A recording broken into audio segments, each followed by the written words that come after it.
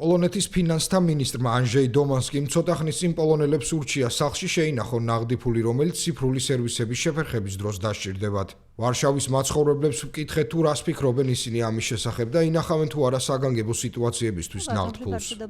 ფიქრობ ეს ძალიან კარგი იდეაა. არ შეიძლება მთლიანად მხოლოდ ბანკომატზე იყო დამოკიდებული. Ну то варто трохи иметь.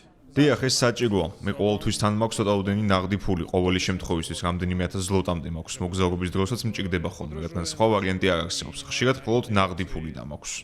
Często tylko gotówką. Uważam, że tak, że musimy mieć i kartę. ფიქრობ რომ გჭირდება როგორც ბარათი, ისე ნაღდი ფული. წარმოიდგინეთ რომელიმე ქალაქში ხართ და ვიღაც კბარავთ ბარათებს ან კარგავთ მას. სასოწარკვეთილებაში ვარდებით, რადგან არაფერი გაქვთ, რომ გადაიხადოთ. დასაბრუნებელ ბილეთსაც კი ვერ ყიდულობთ. Zapłacić nawet powrotu kupienia biletu. Ja mam takie myślenie, co no gotówka. ვფიქრობ, რომ პირველ რიგში ნაღდი ფული უნდა გქონდეს, შემდეგ უკვე ბარათი და ის რაც ანგარიშზეა, რადგან ჩვეულებრივი მოქალაქე შეიძლება ყველაფერი დაემართოს.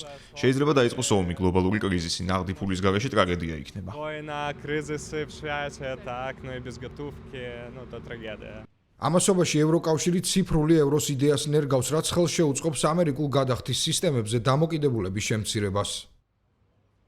ჩვენ ევროზონაში არ ვართ, მაგრამ ევრო ნაღდი ფულის საიმედო ფორმაა. არ ვიცი როგორ გაუმკლავდებიან ამას ბანკები, როგორ გადაჭრიან ამ საკითხს.